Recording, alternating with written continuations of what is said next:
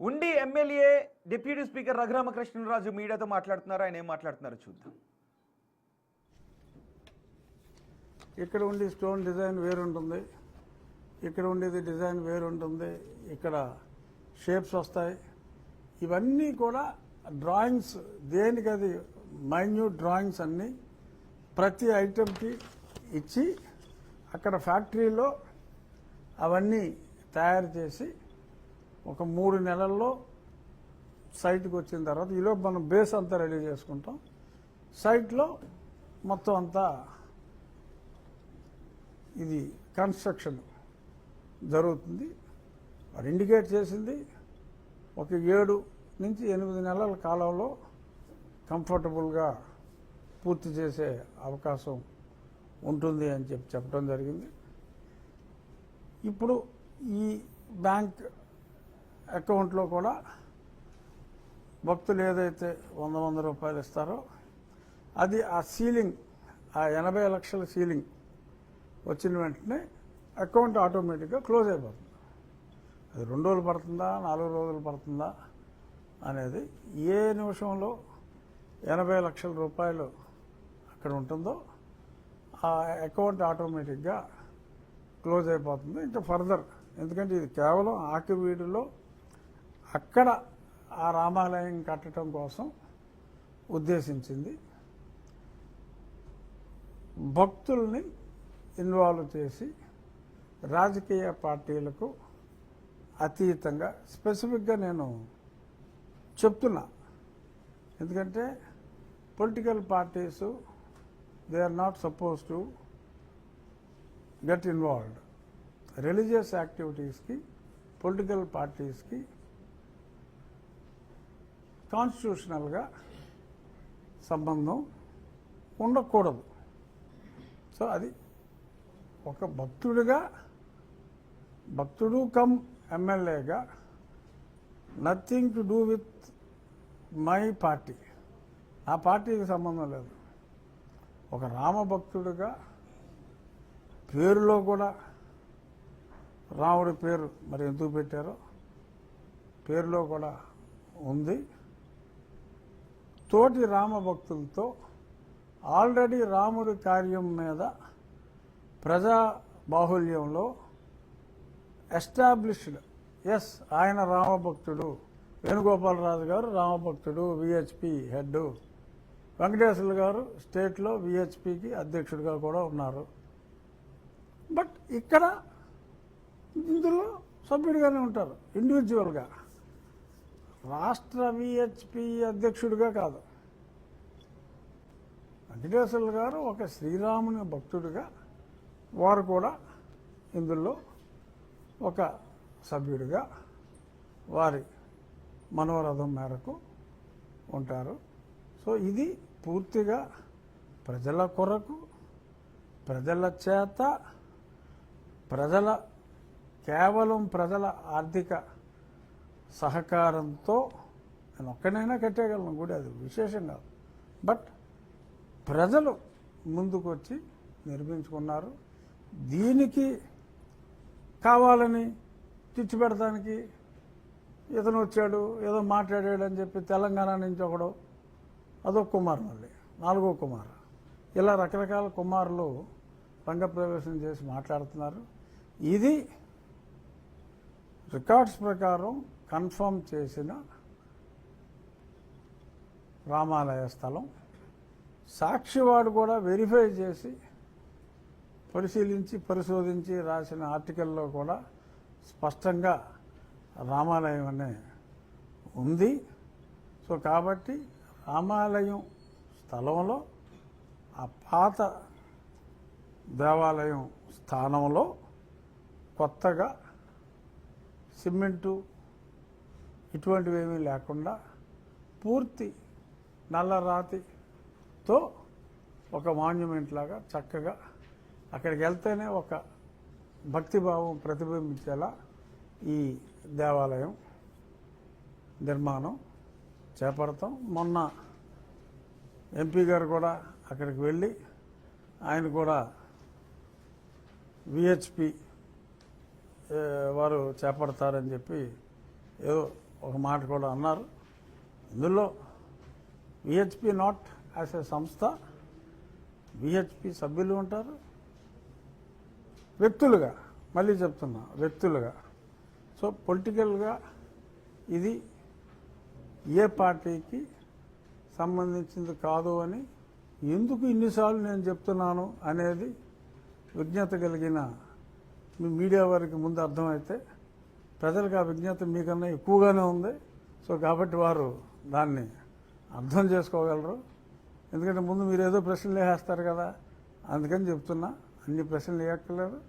ఈ విషయంలో ప్రజలకి ఎందుకు ఇంత స్పష్టంగా చెప్తున్నానో అనేది అర్థమవుతుంది. సో ఈ క్షణం నుంచి ఆ అకౌంట్లో 10,000 దాటకుండా, ప్రిఫరబుల్లీ 100 రూపాయలు క్యూఆర్ కోడ్ రేపిస్తాం. అది పంపితే so everything will be taken care.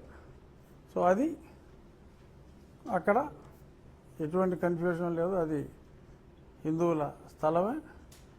ఎటువంటి ఆటంకం కలిగినా చూసుకుంటాం. అది అప్పర్ లిమిట్ సార్. మళ్ళీ శ్రీరామనవమికి అనేది ఖచ్చితంగా చేయాలని, ఆ లోపే దానికి ఒక 2-3 నెలల ముందే కంప్లీట్ చేయాలనేది ఆశయం. ఇప్పుడు మీరు అత్యంత ఉన్నత స్థానంలో ఉండి మిమ్మల్ని అక్కడ రానివ్వలేదు.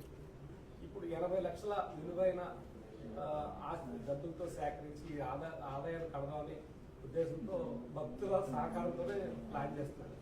భవిష్యత్తులో ఇక్కడికి భక్తులకి వెళ్ళడానికి ఎటువంటి భరోసా ఉంటుందంట? అది భక్తుల చేతుల్లోనే ఉంటుంది. అది భక్తుల చేతుల్లోనే ఉంటుంది. ఖచ్చితంగా ఎటువంటి ఇబ్బంది ఉండదు అనే నేను అనుకుంటున్నా. ఎందుకంటే రౌతు కొద్దీ గుర్రం. మీరు వదిలేశారు. ఆడ కేసు కడతాడు, నేను ఎస్సీ ఎస్టీ కేసు కడతానంటే మీరు ఎలా అల్లలాడిపోతున్నారు. ఎందుకు భయపడాలి? ఎందుకు భయపడాలి? మన సుప్రీంకోర్టు స్పష్టంగా చెప్పింది. నేను వచ్చిన తర్వాత, ఎమ్మెల్యే అయిన తర్వాత ఒక SC ST atrocity case register అయింది ఇక్కడ. ఏదైతే మన సుప్రీంకోర్టు చెప్పిందో నేను అదే ముందు నుంచి చెప్తున్నా. వెరిఫై చేయండి, శ్మశానాలు వెరిఫై చేయండి. సరే అమ్మ శ్మశానం అంటే బాబు శ్మశానం లేదంటున్నారు కొందరు.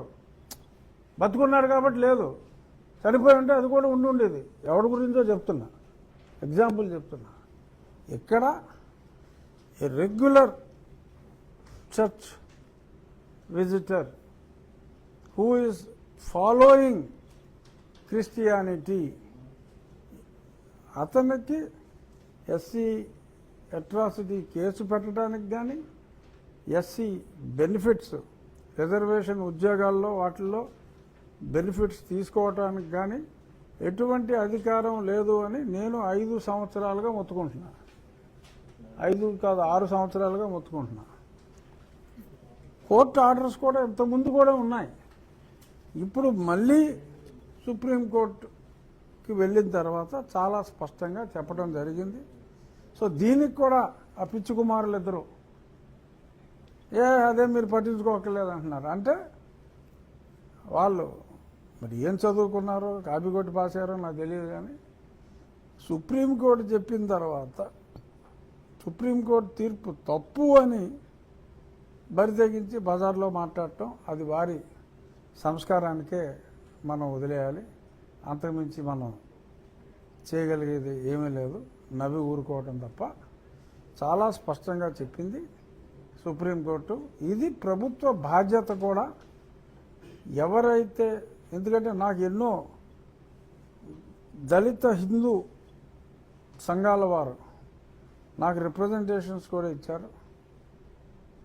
వీరి వలన రాజ్యాంగం ప్రకారం రిజర్వేషన్కి అర్హత లేకపోయినా మాకు ఎలిజిబిలిటీ ఉన్నప్పటికీ మాకున్న అవకాశాలు పోతున్నాయి అని చెప్పి వారు కూడా మాట్లాడటం జరిగింది. సో కాబట్టి ఖచ్చితంగా వారి రాజ్యాంగం వారికి ఇచ్చిన హక్కుల్ని ప్రొటెక్ట్ చేయవలసిన బాధ్యత కూడా ప్రభుత్వం మీద ఉంది. సో ఖచ్చితంగా రాబోయే రోజుల్లో ఎవరికి అర్హత ఉంది, ఎవరికి అర్హత లేదు అనేది కూడా ఏదో గుడ్డిగా ఎంఆర్ఓ సర్టిఫికేట్ ఇచ్చేసాడు అన్నట్టు కాకుండా దాన్ని కూడా సుప్రీంకోర్టు తీర్పులో మెన్షన్ చేశారు. ఒకడికి ఒక సర్టిఫికేట్ ఉన్నంత మాత్రాన, తహసీల్దారో ఎంఆర్ఓ సర్టిఫికేట్ ఇచ్చినంత మాత్రాన అది చెల్లదు. అతను ప్రొఫెస్ చేస్తున్నాడా, ప్రాక్టీస్ చేస్తున్నాడా క్రిస్టియానిటీ అనే దాని మీద అతని అర్హత ఆధారపడి ఉంటుంది. ఆ మతాచారాల్ని పాటిస్తున్నారా? ఇప్పుడు ఒక వ్యక్తి ఉన్నాడు, అతని తండ్రి అతని తల్లి క్రిస్టియన్ మతాచారం ప్రకారం ఖననం చేశారనుకోండి, ఆ పైన సిలువేసి యెహోవా పిలిచను ఏదో రాసుకున్నారనుకోండి, అబ్బాయి అసలు నా పేరు జోసఫ్ అవ్వచ్చు, మా తల్లి మేరీ అవ్వచ్చు, అది క్రిస్టియన్స్ దీని మీద పూజించవచ్చు, అక్కడ పాతిపెట్టి ఉండొచ్చు, ఎప్పుడు ఏ రోజు గుడికి వెళ్ళకుండా ప్రతిరోజు చర్చికి వెళ్ళి ఉండొచ్చు, అయినా నేను హిందూనండి, నాకు ఎంఆర్ఓ జాన్ గారు నాకు సర్టిఫికేట్ ఇచ్చారు అంటే చెల్లదు. అదే సుప్రీంకోర్టు తీర్పులో స్పష్టంగా చెప్పింది. అందరూ మాట్లాడేది ఏంటి, రాజ్యాంగంలో మతం మారి స్వేచ్ఛ ఇచ్చింది కదా అంటారు.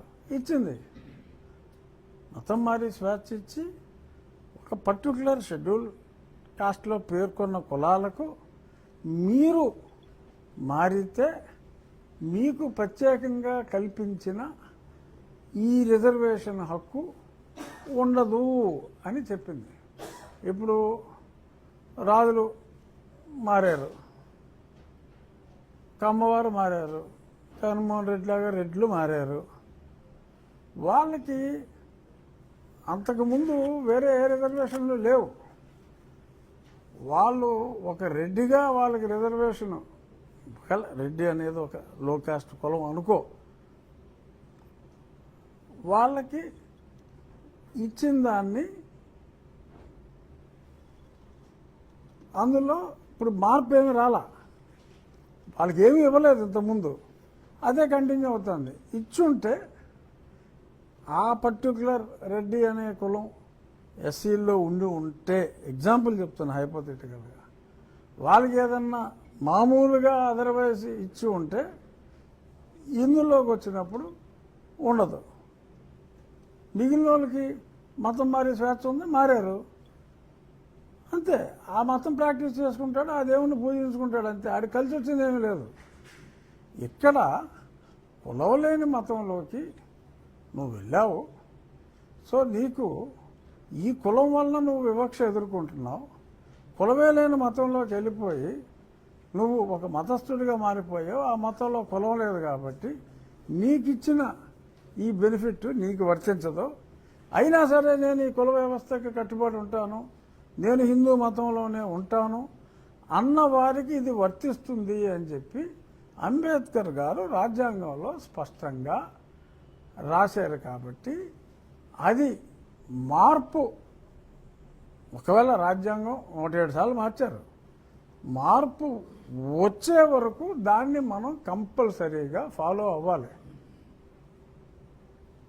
ఊరికే అంబేద్కర్ గారిని ఫాలో అవుతూ బ్లూ కోట్లు వేసుకుని తిరిగేసి ఇక్కడికి వచ్చేటప్పటికి ఆయన చెప్పింది తప్పు, మిగిలినంతా ఆయన చెప్పింది కరెక్ట్ అంటే ఎలా?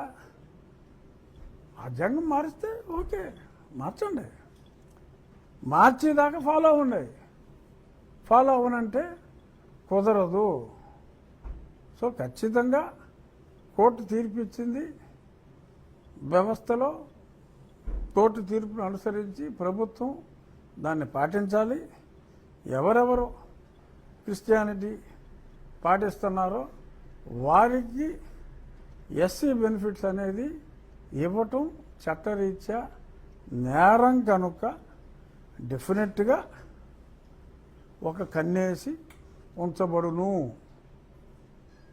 ప్రభుత్వం నేను చెప్పేది. మేము ప్రభుత్వంలో పార్టీ ఖచ్చితంగా ఒక కన్నేసి ఉంచబడును. అలాగే జనావాస ప్రాంతాల్లో అనుమతి లేకుండా చర్చిల నిర్మాణం చేయకూడదు. ఒక ఇల్లు ఉంటుంది, ఆ ఇంటి పైన ఆ హౌస్ ఓనరు ఓ షెడ్ వేసేసి, అది వ్యాపారం అయిపోయింది. ఓ షెడ్ వేసేసి ఓ 10 మందిని పోగేసి మొత్తం మార్చి నీకు వచ్చిన ఆదాయంలో ఆయిల్ రాసేసి ఓ 10% ఇయ్యి అనే కేసులు చాలా ఎక్కువగా ఉన్నాయి. నేను ఆ లిస్టు తెప్పించాను. ఆకివీడులో టౌన్లో 29 జస్ట్ ఇళ్లలో, ఇంట్లోనో లేకపోతే మేడ మీదో ఫస్ట్ ఫ్లోరో సెకండ్ ఫ్లోరో అక్కడ ఒకటి వేసేయటం, అక్కడ ఆ పైన రాసేయటం పలానా పాస్టర్ గారి చర్చు, డానియల్ గారి చర్చు, అబ్రహాం గారి చర్చు అని చెప్పి రాసేసుకోవటం. అవి చెల్లవు. జనావాసాల మధ్యన కలెక్టర్ గారు పర్మిషన్ ఇవ్వకుండా చర్చ్ ఉండటానికి వీల్లేదు. ఆకివీడు మండలంలోనే అనుమతి లేని చర్చిలు 113, అనుమతి ఉన్నాయి ఇంకో 30-40 ఉండొచ్చు. అనుమతి లేని చర్చిలే ఆకివీడు మండలంలో 113 ఉన్నాయి. జనాభా లెక్కల ప్రకారం 2% కూడా లేరంటారు. 113 చర్చిలు ఆకివీడు మండలంలో ఉన్నాయి. అంటే ఎంతమంది ఉండాలి? చర్చికి 100 మంది వేసుకో, అంతమంది ఉన్నారు. అక్కడ ఉన్న జనాభా 50,000. 50,000లో 13,000 అంటే ఎంత ఉందిగా, 10%. అలాగా ఇప్పుడు ఇది మాదివాడ పాస్టర్ పేరు పేతురు, ఇంకోటి 1వ వార్డు మాదివాడ పాస్టర్ పేరు చిన్న. ఇలాగా ఈ ఫోటోలు కింద ఓం శక్తి జ్యువెలర్స్, పైన గుంటల రాజారావు చర్చ్. శ్రీరామ నవమి రోజు ఆకివీడులో జరిగిన దాడి గురించి డిప్యూటీ స్పీకర్ రఘురామకృష్ణరాజు మాట్లాడుతూ ఉన్నారు. పెద్ద ప్లాన్ చేశారు ఆ రోజు. ఖచ్చితంగా రాబోయే రోజుల్లో రామాలయాన్ని నిర్మిస్తామని చెప్తున్నారు. అక్కడ రామాలయం నిర్మాణాన్ని చేపట్టాల్సిందే అని. అంతేకాదు ఎస్సీ ఎస్టీ హోదా గురించి, మతం మారితే ఎస్సీ ఎస్టీ హోదా ఉండదు, రద్దవుతుంది అని రాజ్యాంగంలోనే చెప్పారు. రాజ్యాంగం మారేంత వరకు ఖచ్చితంగా అదే ఫాలో కావాల్సిన అవసరం ఉంది అని రఘురామకృష్ణరాజు అంటారు.